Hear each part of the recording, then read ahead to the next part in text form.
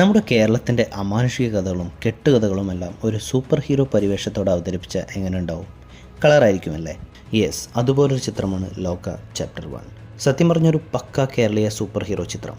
പണ്ട് നമ്മൾ കേട്ട മുത്തശ്ശി കഥയിലെ മാടനും മറുതയും യക്ഷിയും ചാത്തനുമെല്ലാം ഇന്നത്തെ ജനറേഷന് എങ്ങനെ പരിചയപ്പെടുത്തി നൽകാം എന്നതിൻ്റെ ഒരു മികച്ച ഉദാഹരണം. ചിത്രം വളരെ സീരിയസ് ആയൊരു സബ്ജക്റ്റാണ് ചർച്ച ചെയ്യുന്നത്. അതുകൊണ്ട് തന്നെ ആ സ്ട്രെസ് ഒന്ന് കുറയ്ക്കുന്നത് ഈ മുതലുകളാണ്. നസ്ലിൻ, ചന്തു, അരുൺകുമാർ ഇവരുടെ അഴിഞ്ഞാട്ടമാണ് ചിത്രത്തിലുടനീളം. ക്ലീശേ കോമഡികളൊന്നും സിനിമയിൽ ഇല്ല എന്ന് തന്നെ പറയാം. പിന്നെ ചന്ദ്ര എന്ന കഥാപാത്രത്തെ അവതരിപ്പിക്കാൻ കല്യാണി പ്രിയദർശനല്ലാണ്ട് വേറൊരു ഓപ്ഷൻ ഇന്ന് മോളിവുഡിലുണ്ടോ എന്ന് എനിക്ക് സംശയമാണ്. ആക്ടിംഗ് ആയാലും ആക്ഷൻ ആയാലും കല്യാണി തകർത്തു എന്ന് തന്നെ പറയാം. പിന്നെ ഈ മുതൽ സാൻഡി മാസ്റ്റർ, നടിപ്പിൻ നായകൻ എന്ന് തന്നെ പറയാം.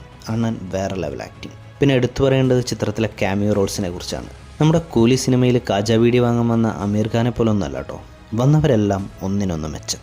അതിപ്പോൾ DQ ആയാലും ടൊവിനോ ആയാലും സണ്ണി ആയാലും സൗബിനായാലും മമ്മൂട്ടി ആയാലും.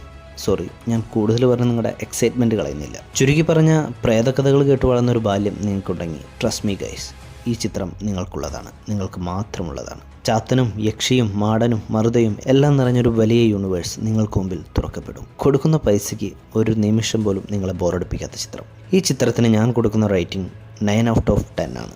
ഇനി പടം കാണാത്തവരുണ്ടെങ്കിൽ സംശയിച്ച് നിൽക്കണ്ട, വേഗം വിട്ടോ. ഇതൊരു വെടിച്ചിൽ ഐറ്റമാണ്.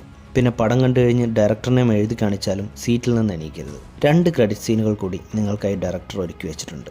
സോ മിസ്സാക്കല്ലട മക്കളെ. സിനിമ കാണുമ്പോൾ ടൊവിനോയുടെ കഥാപാത്രം കുറച്ച് ഓവർ ദ ടോപ്പായി തോന്നുന്നുണ്ടെങ്കിൽ അതിനുള്ള മറുപടി കൂടി പറഞ്ഞാണ് ചിത്രം അവസാനിക്കുന്നത്. ചുരുക്കി പറഞ്ഞ ലോക വെറുമൊരു ട്രെയിലർ മാത്രമാണ്. കഥ ഇനിയാണ് ആരംഭിക്കുന്നത്. വീണ്ടും അടുത്തൊരു സിനിമ റിവ്യൂമായി കാണാം. വിടവാങ്ങുന്നു നിങ്ങളുടെ സ്വന്തം Pokemon.